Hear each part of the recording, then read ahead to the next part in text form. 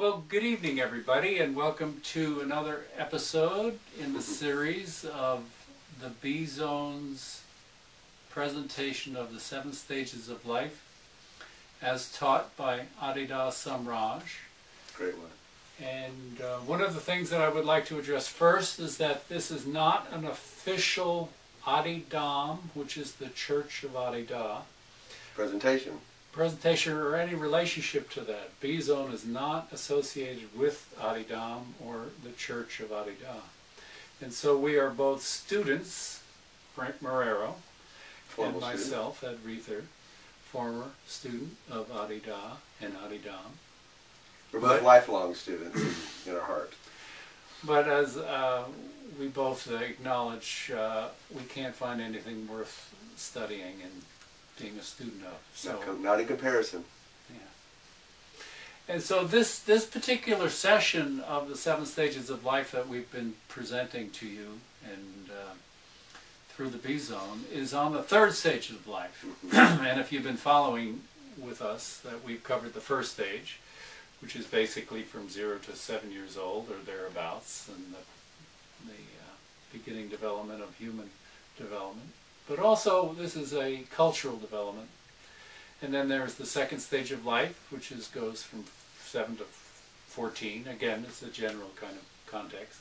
And now we're into that period of adolescence, or the 3rd stage of life, which develops into adulthood or full maturity as a human being in a social context, which is, of course, a world context. So, Frank, I want to add to your caveat. In traditional Buddhist Dharma talks, they would always begin with Evam, thus I've heard. And so that, this isn't stuff we thought of.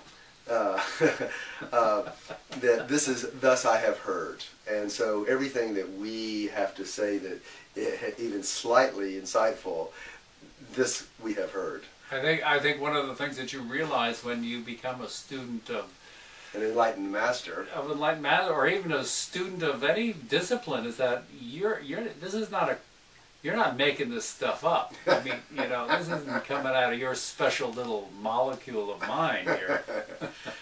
So, we're just click and clack of Adidam, and so we want to dispel any presumptions that we're just we're school teachers, and so we like teaching this because it's the closest and dearest thing to us. Right.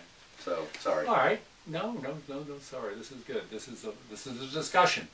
So Frank, if you were to describe the initial kind of concept or idea of the 3rd stage of life, how would you identify that? Wow. Well, you used the word concept. So it is the onset of mind in and of itself, the way we generally talk about mind and concept. Let me give you a historical example. The ancient Egyptians noticed that the Nile flooded every year, and they wanted to then recover their land. And they didn't know how to say this is my boundary, because all the boundary markers would get washed away. So what they did is they figured out that if you take a rope and put knots in it at equal distance, and you made it 3 knots by 4 knots, and this one 5 knots, that would be a perfect right angle. And so then they could make marks above the flood line and make that's mine and that's yours. Now that's a precept. They understood it. They didn't understand it conceptually. And then Pythagoras came along, and he looked at it and went, oh, a squared plus b squared equals c squared, concept. So this precept to concept transition is a telling sign of that onset of that 3rd stage of life. So I guess you might say it's the ability to abstract into thought. Into what we call thought. Obviously, little kids think. When we say, in this particular stage of life, as we talk about it, when we use thought, we mean it like, not like kids thinking, oh, I wish I had a pet puppy. That's not the kind of thought. It's conceptual, abstract thought. So it's like algebra. Algebra. Right, exactly. Right, okay. And so part of this development of mind, or the ability to abstract the precept or the perception of what Previous life previous life and experience. or really the physical world, Physical and emotional. And emotional, but because there's some ideas, I mean, the whole thing becomes subjected to concept. But you're right, it's more dominant about physical than emotional. Right. For reasons we'll get into soon. Right, because the third stage starts from the movement out of the second and previous first stage, because we're not cutting off the first stage, going to the second stage, cutting off that next level and moving to the next level. Right, exactly. This is an integrated bodily teaching about Bodily, whole chronic, emotional. body awakening to a principle that is prior to and beyond all of this thinking, feeling, and being, body, mind. Right on. So in the first stage, we awaken, as adults, we take responsibility for the first stage and we can rest in God, bodily. In the second stage, in the fulfillment of that, we let our feelings go without neurotic pullbacks, so that we can rest our feeling in God, in the greater, in the foundation in the greater energy, and in the third stage, we again, this is not in other words, a developmental up. We're going to talk about how Adi Da talks about how we can then now integrate the thinking mind and the capacity of being smarty pants into the all-pervading life consciousness. So each of these, they're not in and of themselves. They are, like you said, they're happening within a great context. And I think one of the things that Adi Da talks about, he talks about the functional responsibility of the frontal personality. And I thought maybe we could talk a little bit. What do you mean by frontal personality? Well, Adi Da talks about the frontal yoga, and when the feeling or the experience or the sensitivity to life spirit, the all-pervading life spirit, the life that is everywhere, you start to experience that. He talks about it as it coming down, and first it comes down the face relaxes, and then the throat relaxes, and then the emotion of being part of the being relaxes, and then the intent is clear, and then all the perturbations of your emotional life uncoil, and then and the fulfillment, as it were, of that frontal personality is all the way at the base, back to the first stage orientation of the complete relaxation of the perineum. Now, as abstract, incomplete third stages, we might think that, oh, okay, let's see, relax my face, relax my shoulder, okay, I'm really doing it now. And that's not it. It's, can you feel, without abstraction, the depth of gratitude? Can you trust? So that descent of the frontal personality is something that we're going to develop as third stagers by a process of mind and intent, which are related. You understand something? Ah, I want it. So just to stay with the body, now the third stage of life is really central to what's called the vital centers of the body, which is basically the navel, or the intention of what today we call the core, because it's really about the base of this frame here, which is the navel center, which is connected to the brain centers of higher mind and will and intention. And so maybe you could talk a little bit about the distinction. What's will and intention? And just to follow up, you're talking about this mirroring around the heart. So in the second stage, you have the genital, sexual, and that's so right, or that's in the mind and the will are, there's a mirroring, there's a correlation between those two. So and when you understand something, then your will awakens. You don't.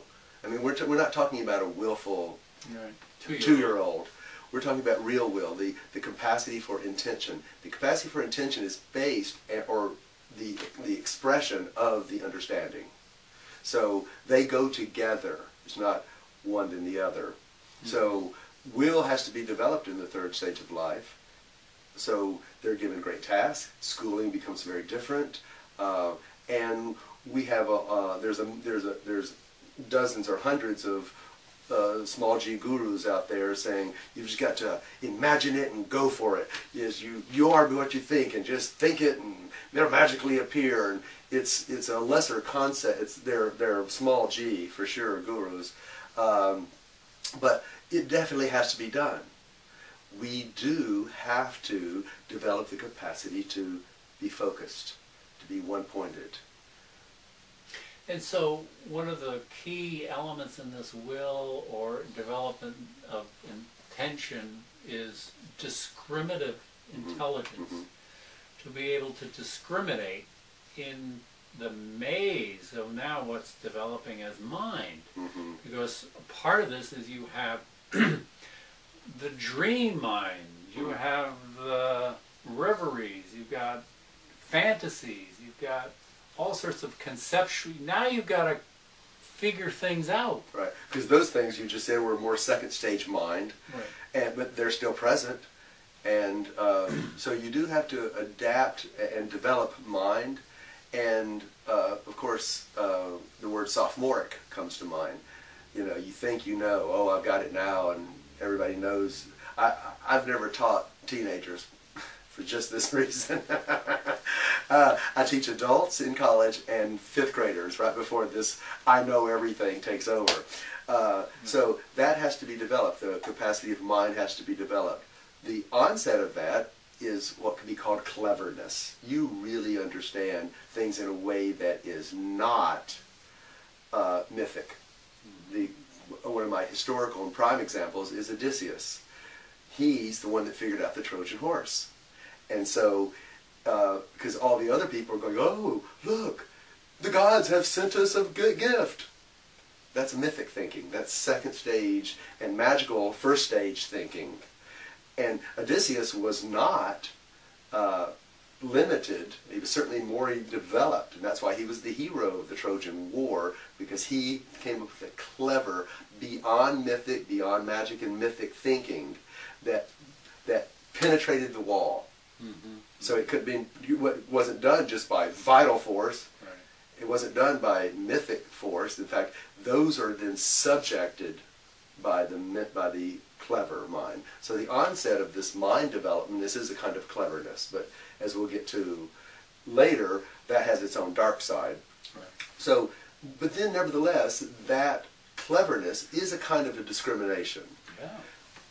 But as the word sophomoric implies, it's not sufficient. And so it continues to develop so that the capacity for understanding even your own sophomoricness develops, so that that continues to grow, beginning with clever, sophomoric, I know everything kind of things, to, oh, maybe I don't know everything. Maybe, you know, this is a better concept, or this is a higher concept, and oh, don't you see that? And so that rarefication and subtleties develop into what we could call discriminative intelligence at the beginning of it.